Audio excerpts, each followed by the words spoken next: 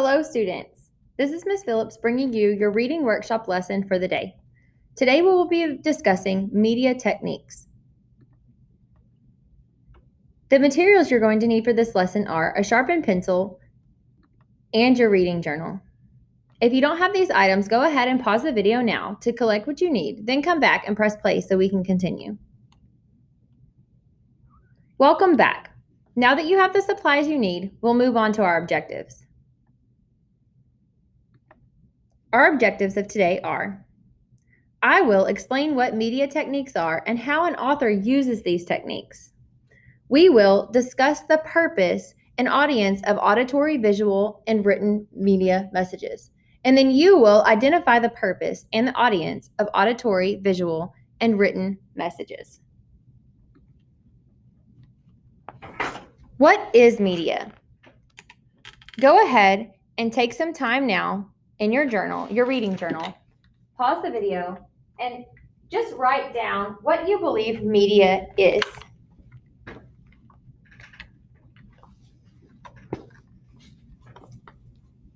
If you thought of anything like the internet, television, radio, magazines, newspapers, articles, they all use media. They're all types of media.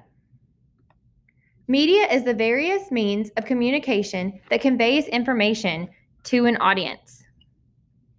The video that we will be watching today, Between the Glacier and the Sea, the Alaska Earthquake, is an informational video.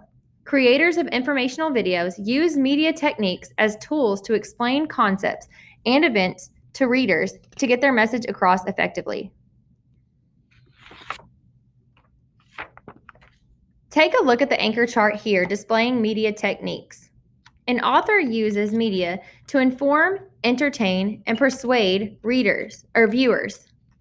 Media techniques are the ways a topic, idea, or information is presented. Take a few minutes to pause the video and copy this anchor chart down into your reading journal so that you will have it to reference later.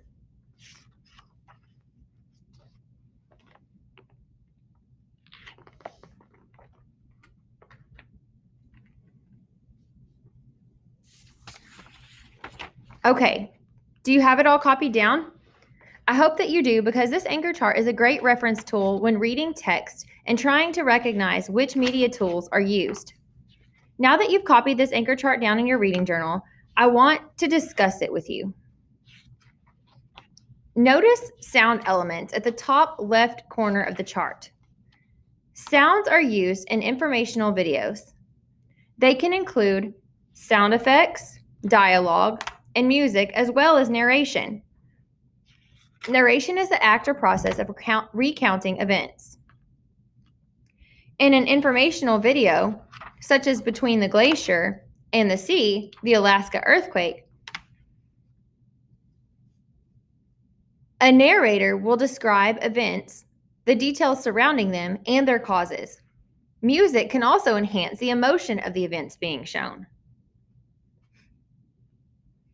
Oftentimes, in informational videos, experts can be included.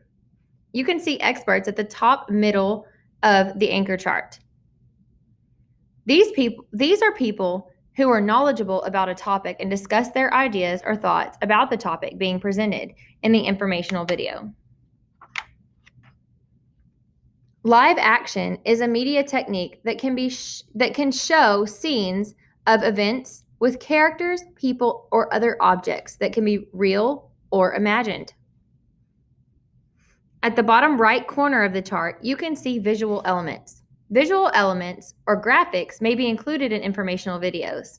Graphics can be diagrams, charts, graphs, and still pictures that are related to important ideas in the video.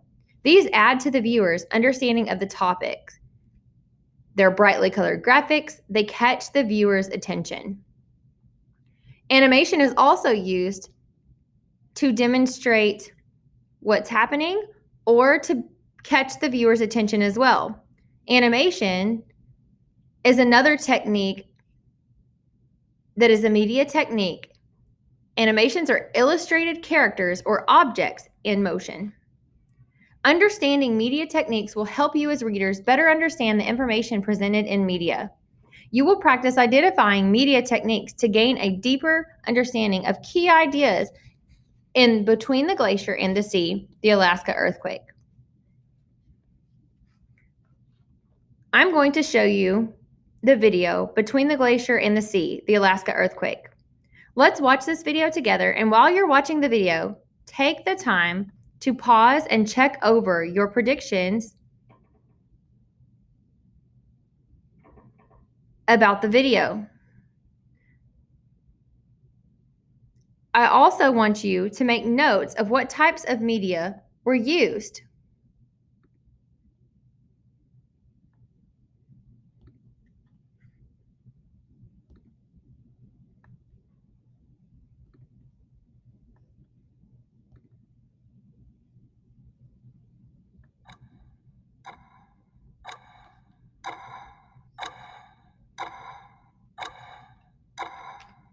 There was a loud boom, like a bomb or something went off, and I was standing just right off the end of the planks on the dock.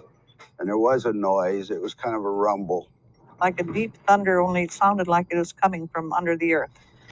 The earthquake and resulting tsunamis happened because our planet is restless. The Earth's surface is made up of massive continental and oceanic plates that are continually moving and colliding with each other. In regions where they collide, one plate can dive or subduct under another, causing tremendous pressure to build up. Prior to the 1964 earthquake, the Pacific Plate had been subducting underneath Alaska, and Valdez was sitting on top of that subducting plate. It was basically stuck. And then on that day, all that strain was released, and then we had the Great Alaska Earthquake. Valdez and much of Alaska were subjected to 5 minutes of violent shaking, with aftershocks persisting for days. The March 27th, 9.2 magnitude earthquake was the largest ever recorded in North American history. The Earth's violent shaking caused 98 million cubic yards of these unstable sediments to literally break off, generating local tsunami waves up to 30 feet high. The slide devastated the docks. Most of Valdez itself was spared heavy wave damage. However, 5 brutal minutes of shaking left a profound mark on the community. During the earthquake, an oil stove, fell over and caught fire to the building, and that spread to the tank farm, and it fed upon itself. One tank would catch fire and start burning, and then that would go to another tank, and it went from one to another. The whole town settled during the earthquake. The ground dropped almost 9 feet near the waterfront and shifted sideways as much as 30 feet in town. All but maintenance personnel and a few others evacuated the town of Valdez. There were some people that left and never came back.